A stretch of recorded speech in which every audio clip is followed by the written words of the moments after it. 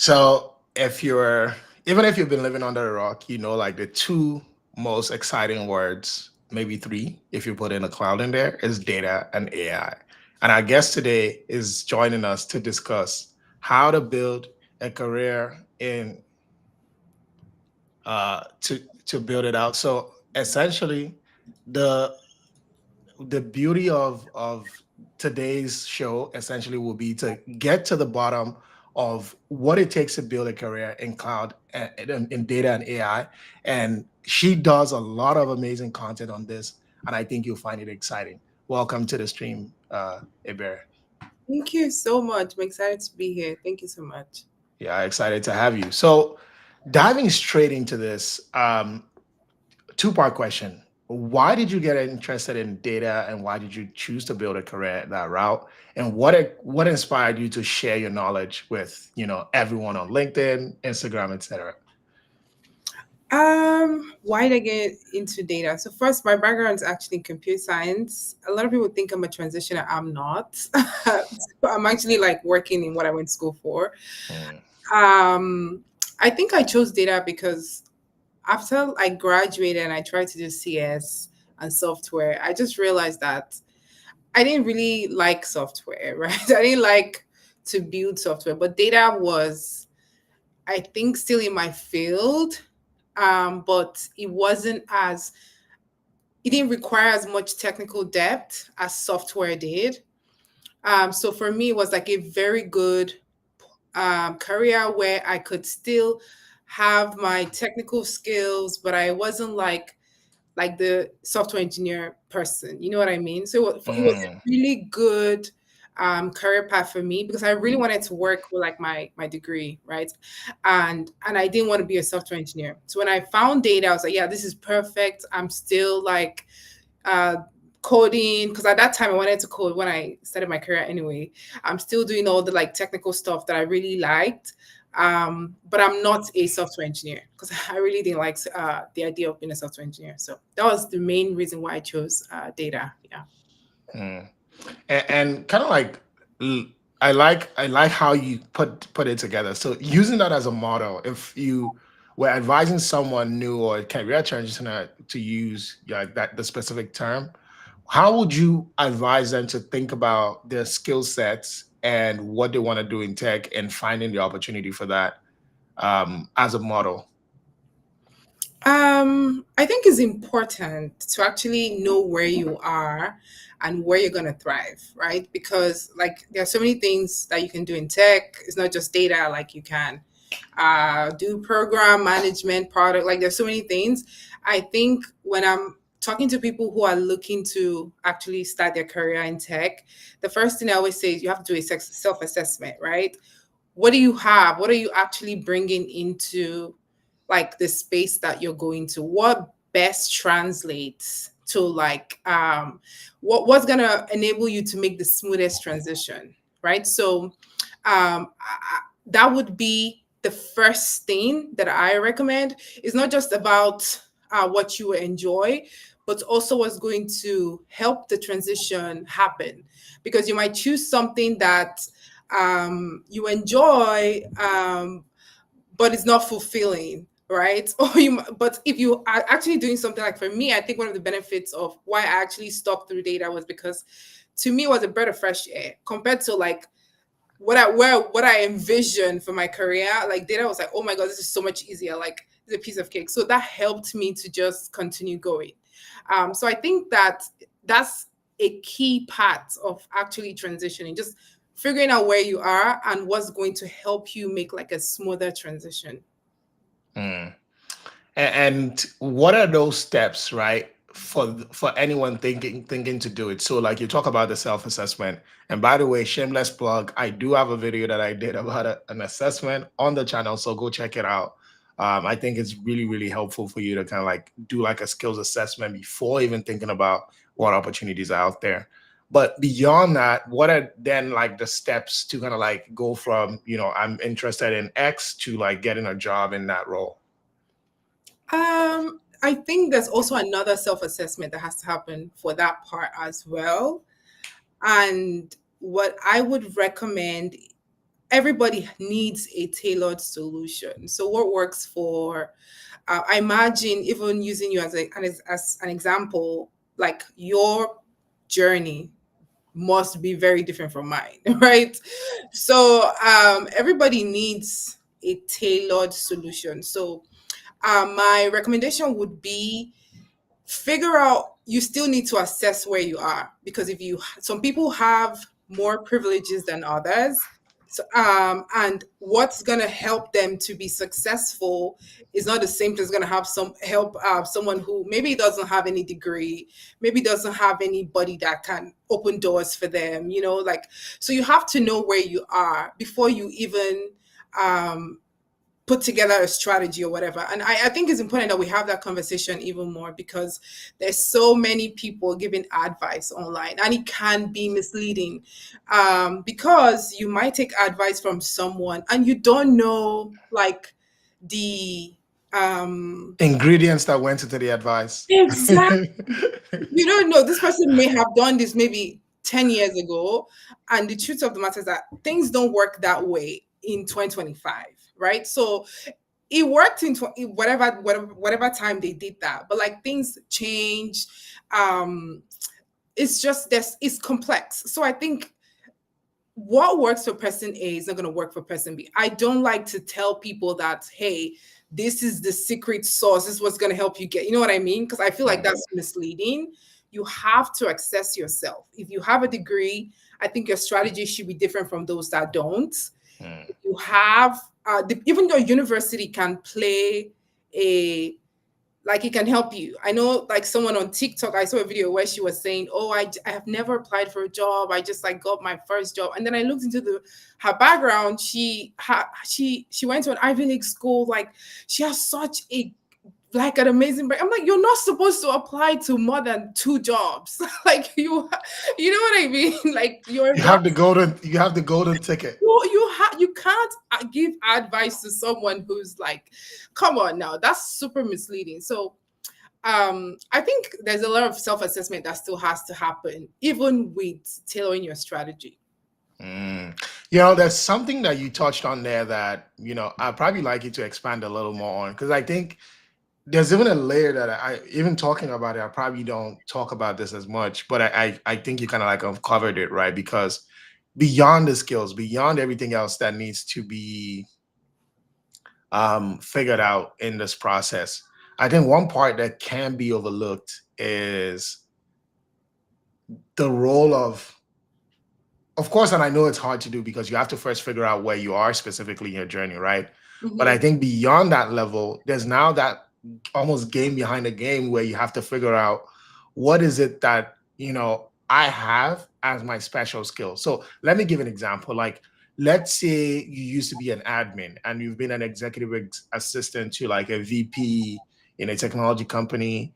So now you have all these connections. If you want to become a product manager, right, which essentially might still be switching to tech in a sense, even though you already work within the space, you have a lot more resource in terms of people that you can leverage. Right. Same for someone who went to Ivy League school and maybe was in like education transition into tech. While they may not have like the connection, they have the name brand recognition. So I think it's important to kind of like highlight what those positives and negatives might be, because if you don't have a network, that's a negative, but it's not like a sentence, right? It's just you figuring out where am I deficiency and how do I build up. So do I need to go to more meetups or go to more conferences? So how important is just that whole idea around not just even like the skill mapping, but like the career mapping aspect of it? I think it's super important. And I'm glad you touched on that. And you even have like a really good example, because I think that's one of the gaps we have in like the career space, right? And people just come and they give very generic advice, like, you need to do this. And I feel so bad for like people who are starting their careers, because it's just, I can't even imagine the level of overwhelm that they go through with like, oh, myself, I give advice. So sometimes I'm like, oh my God, I hope I don't mislead anybody. But it's I, like you said, it's important to know that you need a tailored strategy. I think that's the big one of the biggest things you can take away, right? So if your gap might be the network, your gap might be the skills, your gap might be soft skills, your gap might be technical skills. Everybody has a different gap. And so that tailored strategy, I think we should promote more of, hey, your strategy A that works for this person may not necessarily work for you, but you just need to figure out where your gap is and tailor your strategy according to like what your gap is.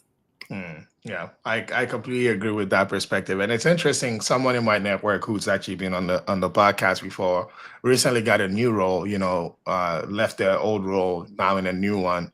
And what I heard, they shared the strategy online, 47 applications in like maybe 3 to 4 months, 15 interviews, and they got an offer. And it was interesting because you look at 47 applications without any context and it feels like rookie numbers. Like I could do 47 applications in a day.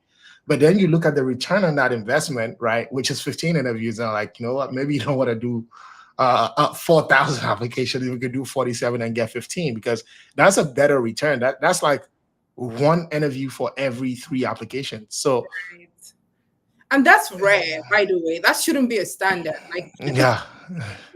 that's very, very. I don't know too many people that do 3 applications and get an interview. At least in 20, even in 2025. Like, so he's an outlier. I don't know if it's a he or she. Yeah. He's an outlier, and I don't Yep. think that should be the standard for like everybody. Everybody, and that's what I mean about strategy, because now he's a developer advocate who's very strong on relationship building. So you imagine that every single application is coming with research. He's probably finding the person directly hiring for the role, probably having an intro. And so again, and this is what I like to talk about, is like there's no right or wrong approach. Like if you're a blast and pray person, blast and pray.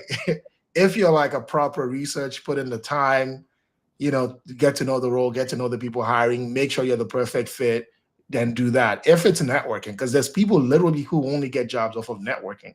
They talk to these people, this person knows one person, they talk to that person. But I think ultimately it's also knowing what you're comfortable with, because for you to do a lot of that work in building up that pipeline, it takes a toll on you when you get no, right? Because if you spend 2 hours on a job application, which is not typical, and then they turn you down, so it means 3 job applications seem like just 3 job applications, but that's 6 hours, right? That's literally a whole day's job. And the thing is, if you're doing the tailored strategy where you're researching the person, trying to like actually like get in front of the person hiring, that's not 2 hours worth of work.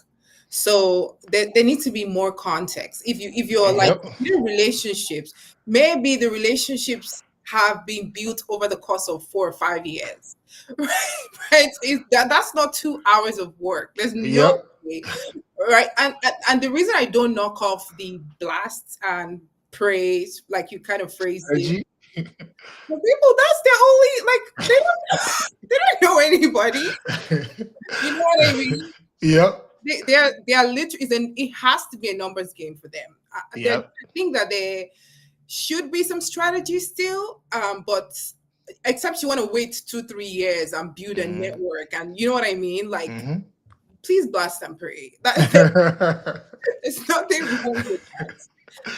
Because ultimately too, right, like I'm not even gonna be like shamed or anything about it. Like my current role was a blast and pray. Like I was just applying to a whole bunch of jobs, right, and then I got one.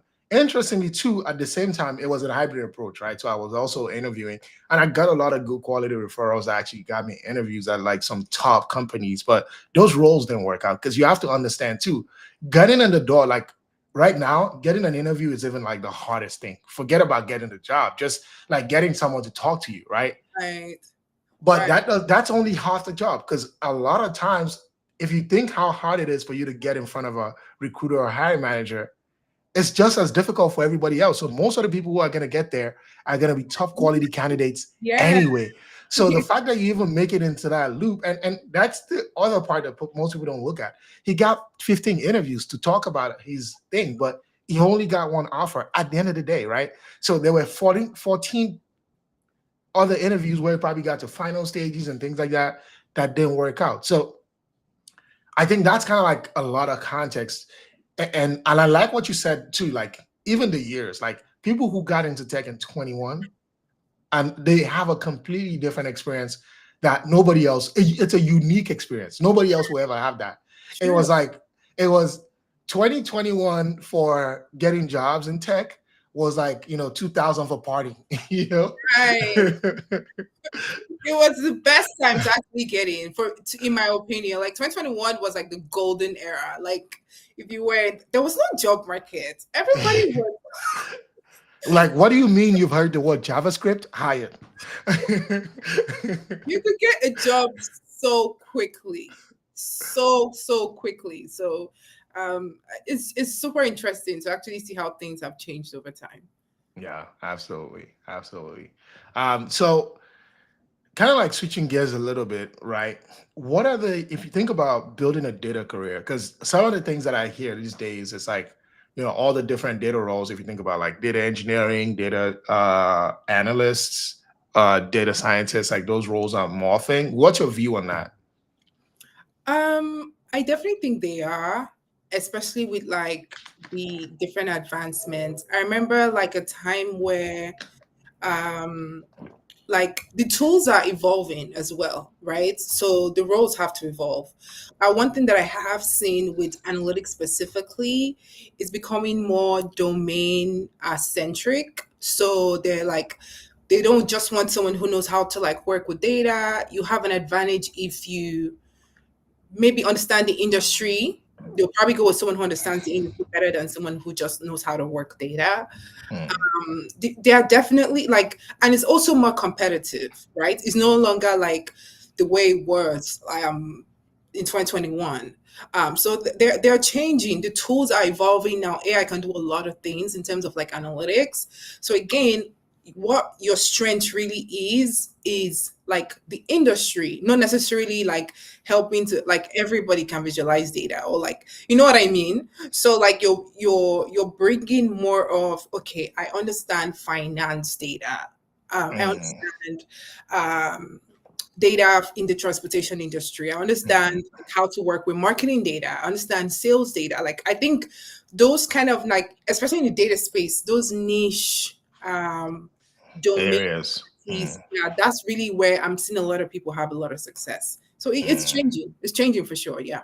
Yeah, and I think it's also symptomatic of the job market is that if I'm a marketing director and I'm hiring a data analyst and there's one who's worked in marketing, there's one who hasn't, it just makes my life easier because like we can talk context, very deep context in an interview versus like speaking about just your data skills. And I think Right. finance industry too, right? Like do you understand visualize it, data governance, lineage management, like all of these other things that like we really care about very deeply beyond just your ability to maybe visualize the data or show a spreadsheet or whatever the case may be. Like we want that extra, Yeah. and if we can get it, like why shouldn't we?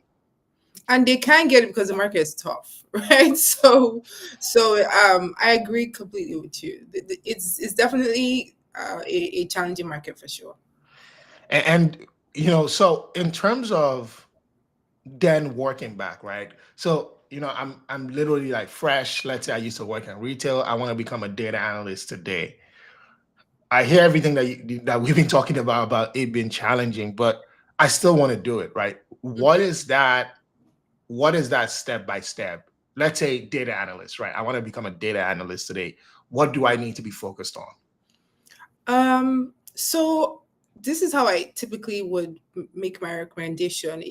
The skills are important, yes. Hard skills, soft skills. You need to obviously people still want people that can work the tools. So typically Excel is a really good place to start. You definitely need to know SQL across all the data roles. I think that depending on the company and where they are, cloud is a really good one. Some companies like their data is in the cloud, so they'll obviously hire someone that already knows how to work data in the cloud. Um, Another thing that I would say, like really good soft skills and communication skills. I've noticed like a push of people are trying to get people to kind of uh, not prioritize hard skills as much And I understand why I think it's valid, because when you think about it, you can, like, a lot of the things I know I learned by working. Now, I did a lot of projects, I did a lot of like self teaching, but did it really teach me anything? The majority of my knowledge I actually gained like when I got a job and when I started working, right? So Mm, I think these companies too know that you're going to learn anyway, right? mm, So being just a likable person, I think, is like the top tier thing. Having like um that personality that people just want to work with you. And I think sometimes a lot of hiring managers will pick that even over the skills, over even mm, someone that is like overly qualified and has like all the, because they know that, oh, if you eventually join the team, you can integrate well. They can train you if there's a need for it, over time. Um, the culture of your company, the company you want to work for too, is also important. So there are a lot of nuances, but I would say like just have everything, so that like regardless of if this company is asking for XYZ, you have it to show, right? If this one is asking for XYZ, which is super overwhelming, but that's just what it has to be.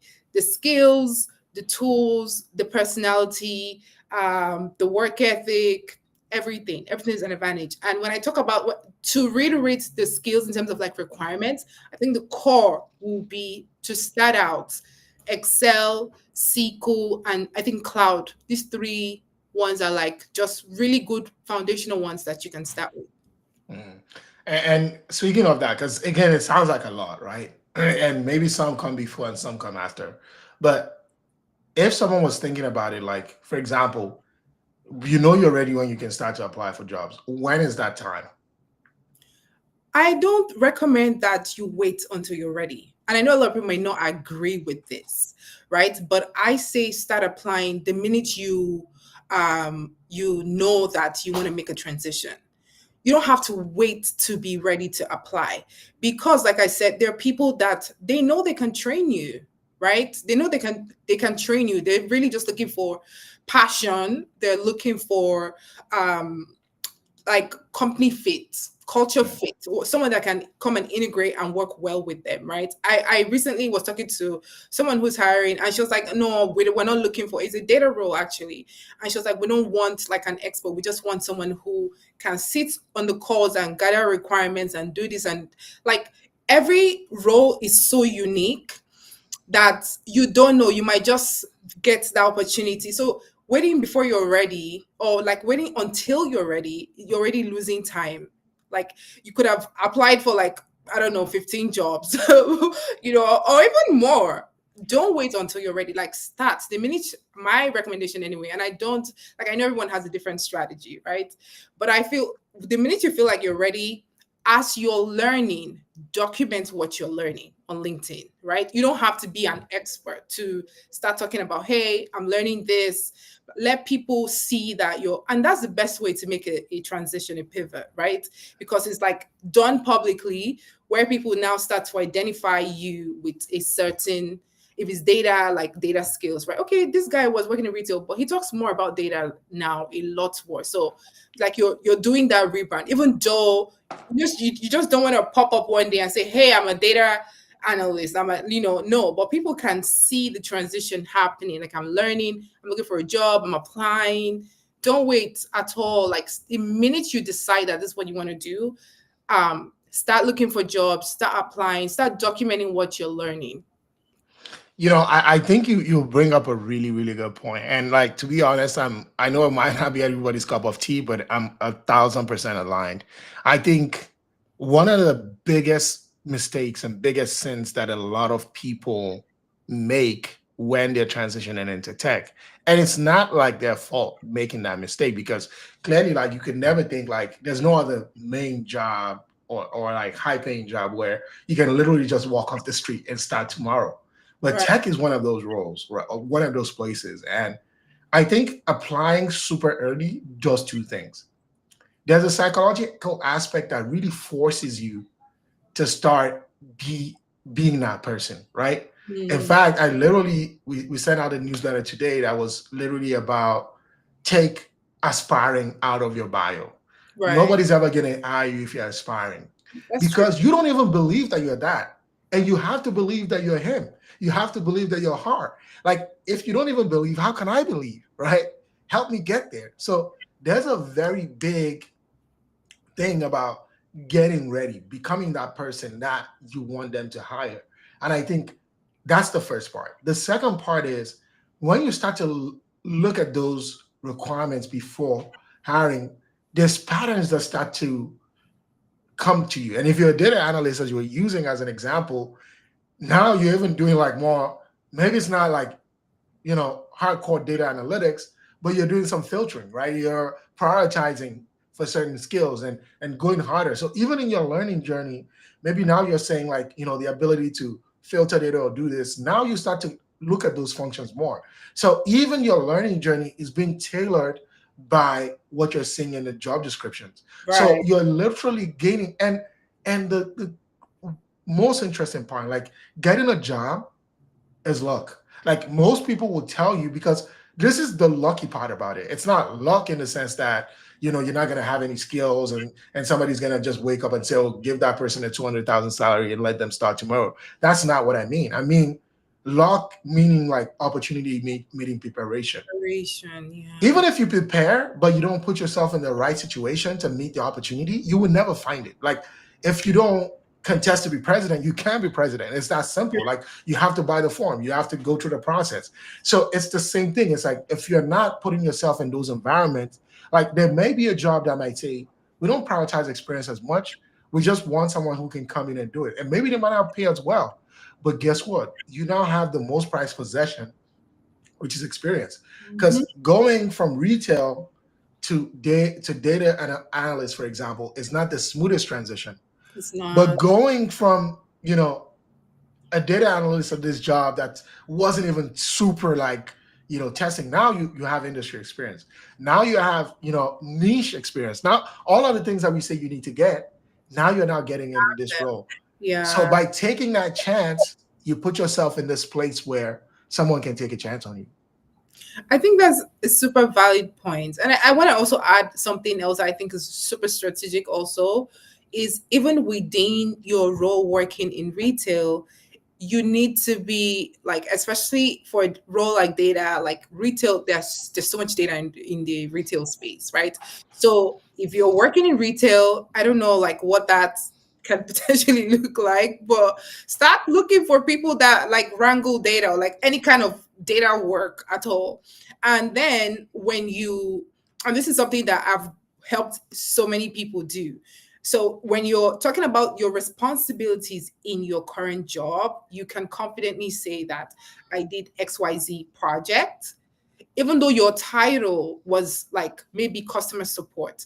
If you are working in customer support right now, you can start shadowing people that are doing data in your company. Like go make friends with them, ask them what they're doing, what project, volunteer, like just familiarize yourself with what they're doing so that alongside your current responsibilities you can say, hey, I did XYZ in data, I did this in the cloud, I understood this, I understood this, I understood that. That's really another strategy I think really helps when you're transitioning from like retail to like a role like analytics.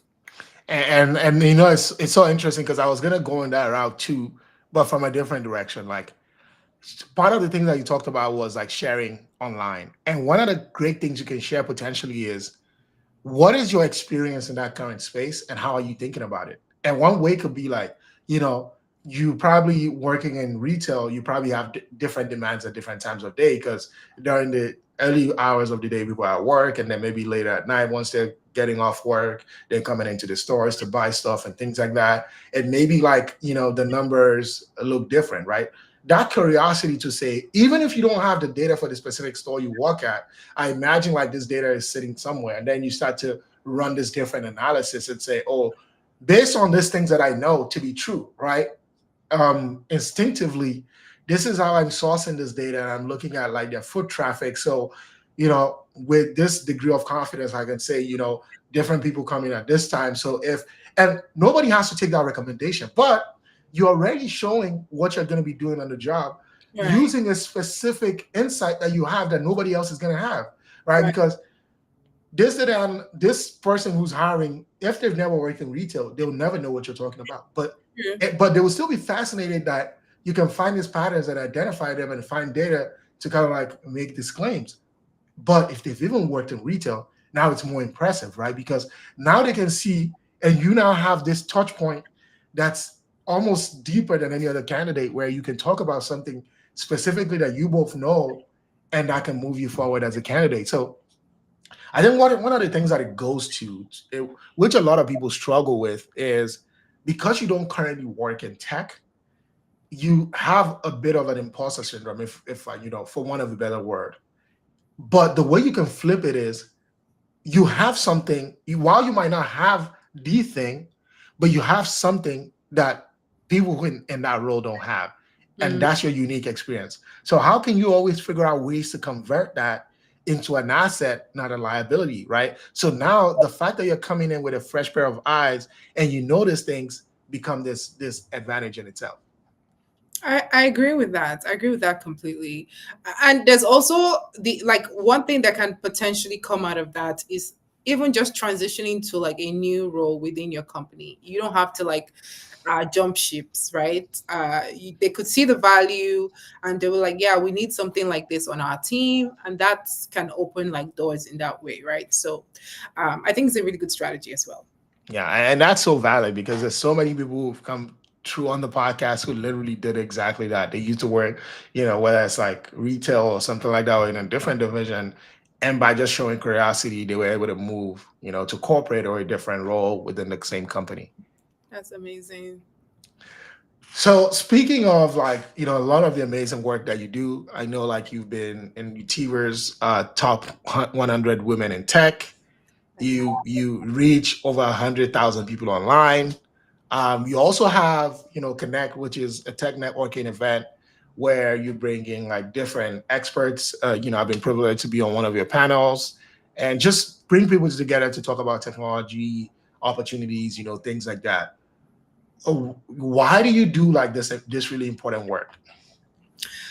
Um, that's a very good question, actually. Your why is super important. I think for me, it all started with just people asking a ton of questions about what I did for work. When I started sharing content online, it was only a handful of people that talked about tech online. But what really naturally, I'm a creative person. So I used to create content about like anything I was doing, like anywhere, like whatever point in my life, I create content around that. I'm very social media savvy. Mm, So when I started working in tech, I used to get a lot of questions about like my job because I was fully remote. And so I did one video with another friend of mine who works at Amazon because normally I created content around like travel and lifestyle and things like that. And so I was like, let's just talk about like my job because the people keep asking what I do for work, right? So like let's make this one video where I just talk about like, hey, I'm a work as a data analyst, whatever, right? And the interest, like so many people were interested in the video, like, oh, you mean you're a data analyst, blah blah blah blah blah blah. And I'm like, oh wow, this is like a whole thing. I didn't really understand the gap that like a lot of people have until I just made that one very nonchalant video. And so I decided to start a new page and start actively talking about it because I realized it made like, okay, there are a lot of people that actually need this information. Like you feel like, okay, you know this and this is like, but a lot of people don't. And so that's kind of how we started. And then it just became something that I just didn't know how to stop, I guess. And it has grown into like multiple things, the events, like the trainings. It like I don't even know, like so much has happened. It's just really crazy how one video can turn to a whole world of things. But yeah, really that's how we started. I think another thing that has really kept me going is really just my passion. mm, I genuinely like love like the medium, the mhm, communication medium. I like the message. The reason why it's hard for me to stop talking about data is because it's what I have my expertise in. I've done over the years. But another thing I really enjoy is the way that I communicate that message. mhm, So through media, through like the creative ways I communicate that message, It's something that is like makes me feel fulfilled, and it's just difficult for me to stop. Yeah. And you make like super high quality content. Like I'm always jealous when I see your videos like so clean, different locations. I'm like, wow. That's what I That's enjoy that's a about it. that's a professional at work. No, no, no. The thing is, I try to be very boring and like sit in front of the camera. Like I'm Mm, like, this isn't like I wouldn't do content if I had mm, to do content that way. Like I mm, just I would just stop, right? mm, A lot of times the reason I'm not as consistent as I would like is because when I do the content, I'm like, this thing is so boring. Like I wouldn't watch this. You know what I mean? mm, mm, So even though I'm trying, and that's why I really like threads, because I feel like okay, I can like dump my brain mm, without worrying so much about being like super creative or mm, whatever. I think it's a really good video. But for me, like I genuinely there's a strong attachment to my art mm. that I have, and it's just like that's one of the reasons I do it. Yeah, that is really that's a really great why, and helping a lot of people, by the way, in that journey. I think that's really great. So in terms of showing up online, right? Because of course you're an expert at this, so you can give the advice. Um, One of the misconceptions that people have is for you to have impact online, you have to be an influencer. What's that delineation, right? Showing up as a new person coming into tech doesn't equate being an influencer if you don't want to be. So what's the differentiation there?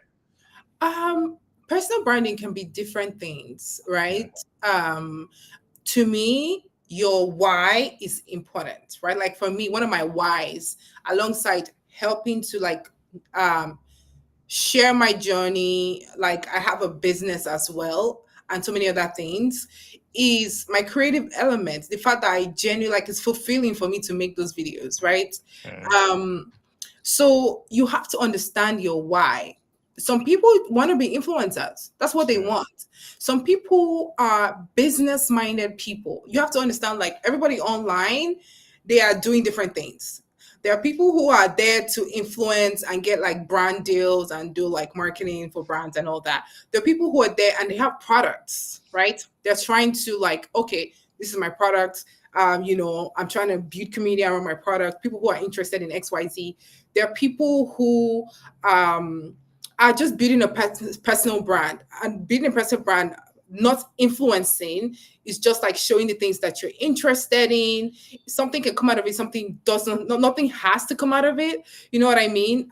mm, For people who are like starting out their journey, mm, I would say don't focus on being an influencer. You have to focus on like showing your value, not necessarily as an expert because you're starting out, but like more like documenting your process, right? Here's how I am learning XYZ. Here's what I enjoyed about this. That's still personal branding. People still associate you with tech. People still associate you with like whatever you're doing, right? It doesn't have to be like the I think the influence comes with that is an add-on, right? yep. Naturally, if you show up online consistently, people would, some, not everyone, some people might gravitate towards your brand and just like Mm, grow a likeness for it and a fondness mm, and want to support you and want to see you grow and whatever the case may be, right? So that yep. naturally comes with you just being consistent online, but you have to know your why, because everybody Mm, online, if you notice, like everybody's doing something different. They have a different goal. If your goal is to build an audience, then that's what you're doing. You're trying to be an influencer. If your goal is to build a personal brand, you're doing that. If your goal is to sell your product or build community around your product, that there are also people that do that, and so many other reasons. that is so cool, and I think you touched to the heart of a few things that I don't want to even skip over or miss. I think one of them is understanding your why, right? Because each of those different people you just described are different. It's almost like an investment, right? Because I read this book, The Psychology of Money, that talks about different people have different reasons why they invest, right? Like if you have you're a fund manager and you have $10 million and you're trying to turn it into 15 in like 6 months, your investment patterns are going to be different from this somebody's retirement fund, they want security. And even if you log into the apps, they literally ask you like, what's your risk appetite? What's your time horizon? What are Right. those different things? I think in the same way, the sad part is social media doesn't have that to give you recommendations. So take this recommendation that Ebere is sharing. It's important for you to know what you're looking for. In this case, you probably want recruiters and hiring managers to find you. Mm-hmm. So work back from that. Don't come off as an expert because you're not, but you can still be extremely valuable. Why did you struggle to learn how to, complete this operation in Excel? And once you come back with that finished product, can you share that process with us? Can we figure out, oh, this is the thing? And your joy, your passion, your commitment to learning that can literally, because this is one thing that many people overlook. If you're willing to put in the effort, if you're willing to struggle through it, you're probably already way ahead of most of the competition. True. And even if that's all you show, like literally, I didn't know this, I put in all this work and now I know this. You show that 20, 25 times. If somebody comes to your timeline and they see that on LinkedIn or Threads or anywhere else where, recruiters are looking to find you, it tells a very, very compelling story. And this is the thing, is like, of course, we live in a world full of haters and things like that. But regardless of anything, people still want to see people succeed. And Mm-hmm. there's just something refreshing. If you're an expert, you've been in a game, 10 years, 12 years, whatever that number of years is, and you go there and you see someone at that beginning, there's something that it does to you, like it reminds you of your own struggle, your own journey. Right. That is a feeling that you can give people that they can't create on their own. They already know it. They're never gonna struggle in that space. So seeing you go through that journey is refreshing and is extremely valuable. But not enough people even know that. I think so. I think so. There needs to be a lot of education around how to show up online, because a lot of people, and especially when a lot of the people you see online are experts, you don't know that you don't have to show up as an expert, as someone who's starting out, right? You think you have to show up and say, hey, yeah, no, no, no, no, no. You can actually like be someone who's just documenting their journey. So you said something that's very valid. Social media doesn't tell you, hey, do this if you when you're starting out, right? I think that's something that you can potentially start doing. I think it will help. But yeah, it's crazy. It's so crazy. And the thing about um, the media is that you see people just like embody things from like people that they admire, Mm, but you're in a different place. Like what mm, they're doing is not going to work for you, right? mm, There really is a lot of education that still needs to happen about all of that. Yep. I agree 1,000%. Um, and I think one more thing that I was even thinking to add there was like, because the opposite is also true, and this is where you can blame people, right? Because a lot of the time, imagine like I was scrolling through my feed and I found your video. And you're talking about all this interesting AI concepts, what you're learning, what you're uncovering, and all these things. But you're coming from an expert perspective. You know the use cases, you know how they apply, and that's what I see. And then I hear show up online. If I don't have any other frame of reference, my goal would be to show up as you. Like that, yes. But we're not We're even not in the in the same place. same Yeah, place. yeah. So which is why it's good again, and this is the value of like podcasts like this, because we can go deeper and share this like really, really unique insights to help people contextualize that information. So show up, but don't show up as that, because the flip side of that is actually very irritating. So there was a guy who I knew on a social platform, not going to mention, this guy literally was telling people to come pay him an exorbitant amount of money to come learn and do this and do X and do Y and do Z. He doesn't even work in the role. That's crazy. He's never been in the role. So it's not like, he's taking a career break. No, he's never done it. So probably watched a couple of people. And now he wants to charge for something he doesn't even know. Okay, Like that's so hard. I have a bit of context there. So and this is something I think is going to be a really interesting conversation, because Uh, understand that there are people who are salespeople.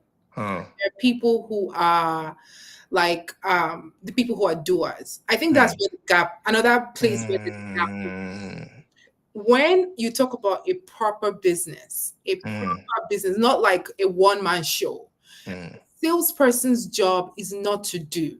Their job is mm, to sell, right? mm, They're on there like they don't have to have done it. They need to mm, just understand it enough to sell you what they're doing and mm, then pass you on to the person who has done it mm, can potentially, like, there's a process when it comes to like a proper business, right?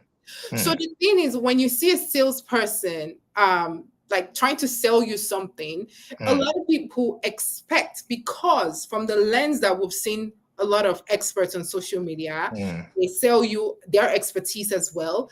It doesn't mean that the product is bad. mm, It doesn't always equate to it being a bad product. It could mm. just be that he's the sales guy. And then once you sign up, you get passed on to someone in the back end who, you know what I mean? It, Yeah, it depends on the business model. That there's so many grains to it and how they're going about their business. and I like that clarification, because if it was that, I would never have a problem with that. Interestingly, like we ran a free boot camp, by the way, in 2021, I think, where we were giving, UX design training. I was the director of program management, work with all the amazing people. So every single, in fact, our director of communication had never worked in tech, right? She was just communicating, but it was backed by actual experts. So there was a whole program. We brought in people. Like, so that's a gamut. I'm never ever gonna knock that. Mm. The problem is when you're selling personal expertise or information only, there's nothing backing it up. And now you're saying, because a lot of people gravitate towards your content, because I actually met this person in real life. And it turns out like they're just literally in the journey of trying to break into tech themselves. Oh wow. They weren't backed by anybody. They weren't working with anyone. And like they So got, how is the boot camp actually? Like, who's doing the training? What's the process? that was the thing. I didn't know like what their plan was, right? So they were finding out somebody who's done this. They had business. They had this. They had that. Like there was this whole stake about it, right? But it wasn't backed by anything. So in that case, like of course, like they're creators, influencers who market all kinds of stuff. Mhm. But at the end of the day, like oh, and that's the thing. It's like if that's what you're doing, talk about it. Like, oh, I'm working with this group who's doing XYZ. If you sign up, you'll get this, you'll get that. But it's like, oh, come to my coaching program, right? I'm gonna coach you on this thing that I've never done. So that was where, but again, that's even an extreme example to almost say that if you have to understand like where you are in the ecosystem, right? Mm. Are you at the top of the food chain where you can give people things? Are you coming up where you need things and you can share that knowledge and your journey and your growth and all of this to get things? Because that's what you attract. Where you don't want to be cut off is passing off as the person who's already made it, because you will naturally rebuff people who would typically want to help you. In fact, one of my first guests on the podcast talked about like how he went to San Francisco and just pulled out his phone and was saying, "Oh, they told me to come here. Like I'm here, so I'm trying to get interviews." He got interviews at Microsoft, Facebook, and a bunch of other companies off of that video that he shared online. When Oh, you show up authentically as this is me, they can set context. Oh, this guy's very driven. He doesn't know yet. He's finished a boot camp. He's done this. They can put you in the right context for you to succeed.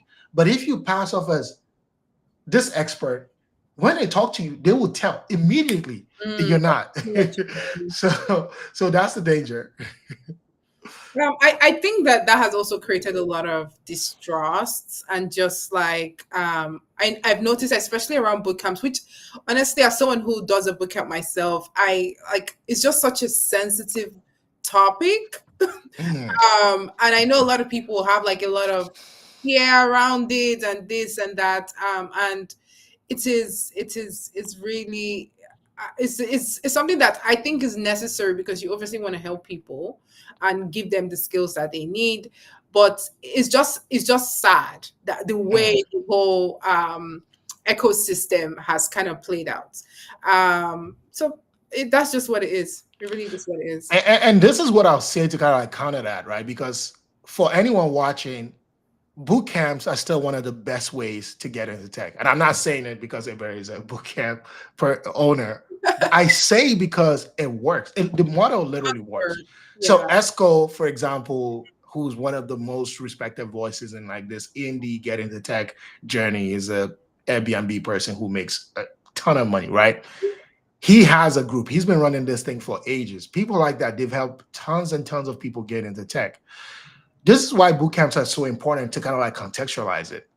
Think about it this way: there's a lot of people who get into tech by just, figuring out on their own, going the indie route, struggling through the pain, and getting a job. That's the hard way to do it. And if you're committed, yeah, kudos to you. But the flip side of that is, one, you're not going to have a structured learning, meaning that you're going to be learning every single thing at once, and you will spend a lot of wasted effort learning the things that may not be relevant in this current moment that you're in. Bootcamp gives you that structure. The other negative is, a lot of the times you can also maybe find like the Discord channels and this and that. You don't get that peer-to-peer mentoring that's also very useful in the journey. A bootcamp typically that will have other people in it already just automatically gives you that, meaning you have a yardstick, Right. and also You have community already. instantly. And now that same community, by the time they're applying to jobs, getting interviews, you can always piggyback off of each other, right? That's another value there. Another thing is the things that you struggle with. If you're learning on your own, you have to probably watch a ton and ton of video to figure it out. This could just be a Zoom session where you guys get together beyond even whatever content is in the boot camp for you guys to figure out. So you get structured learning, you get community, you get support, you get all of these things, and that is the value. But just like anything else, like even if you think about like the odious thing, like church, for example, there's good churches and there's bad churches, They're bad, right? but it doesn't So mean the it, idea is bad. it doesn't break the idea. So that's why like you have to do a lot of research, right? Like who's backing this thing, and for people like, and that's the thing. It's like when, like for example, like I'm picky about who comes to the podcast, right? Like it's the same thing. You have to do your own research, because I don't want to bring someone like literally like we've talked to people in the past where, when we did some more background on them, they just turned out to be people who just say things, but it's not really backed up by anything, right? So Mhm. that's the thing. It's like you can literally tell, where has this person worked? What do they know? What is this? What is that? By the time you bring all that context together, you have a full picture about who this person is and how they're able to help, and how they're able to help. And you can leverage online tools to figure out pricing. So this is my model typically, right? If you want to go into a boot camp, I would typically say, because you're more likely not to have high income. So I want the boot camp to be affordable. I want to maybe see other people who've gone to the boot camp and see the results. I want to see the quality of the people who are doing the program, because I imagine just even being in the proximity alone, I can get value. So if you kind of like check it off, you can usually get a lot of stuff. I think people get into bad situations because they're not doing that research enough. And I think that's just a general rule of thumb. Anything you want to do in tech, you have to do the research. You have to do the research. Anything in life, period, you have to do the research. You just have to. I agree with you. I agree with you on like doing your due diligence, even with like I feel like one of the things where I am right now, like my head isn't so focused on breaking into tech. I feel like I'm more of an entrepreneur now, where like I'm focused more like building like products and things like that. And even with that, I've still fallen into situations where people would tell you, hey, we can help you do XYZ marketing, and you still like it's actually a sham, right? So it's not even just with breaking to tech. It's across the board where there's so many people that are bad at different things. And sometimes you just take a risk and then you have a bad return. Other times you take a risk and it's like, oh, this thing actually just works. So do your research. Do your research. Yeah. Yeah, absolutely. Yeah, I agree. I agree 1,000%. So I know we're a little over time, and this is usually the time where we, do shout out or anything. So if you have anything you want them to check out, first of all, before you say, I want to say Nello Techie, that's a username on most of the platforms. She does amazing stuff. She gives amazing advice. Go follow her everywhere. We're gonna link it in the comment below. If you're interested in data, all of the data spheres, data engineering, data analytics, data scientists, you can always learn something. You're scrolling social media all day, looking at 5 videos and all this stuff. Watch something that's gonna benefit you. Right, right. So, was that something you want to shout out specifically? I am now. I think the best way to kind of connect with me would be my newsletter. Now that's what we're kind of prioritizing, just like growing the community there. I do have social media, different communities across multiple channels. So I have Instagram. I'm now getting into LinkedIn. I feel like I'm a little late to the LinkedIn. I actually am enjoying LinkedIn. So I feel like every time I say that, I feel like I'm so old. But I am enjoying LinkedIn now. So that's actually a really good place to connect with me. Yeah. I have a YouTube channel, more tutorial like stuff on YouTube, and I have a TikTok as well. So yeah, go ahead and follow me. Yeah. Yeah, follow everywhere. Check out the newsletter. And it's interesting that you say that because that's something that I'm also prioritizing this year as well. It's like newsletters. Yeah, yeah. I think with the whole social media, AI generated content, like I think that's what everyone should prioritize. Like just grow something that you can own, right? Yep, yep, Yeah, yep. I recommend that. Yeah. Yeah. Well, thank you so much for coming and chatting with us. I really, really enjoyed this and look forward um to all of the amazing stuff that you're doing. Wish you all the best. And if you also want to, get into data, get into a boot camp, I think you should consider talking to her about that as well and see how she can help. That's been the show for today. You know how we do this every Thursday, but next week, I think we're probably doing it on a Tuesday, maybe. But definitely locking with us everywhere so that you don't miss this. This has been another amazing episode of the Working in Tech podcast. We'll see you again next time. All right.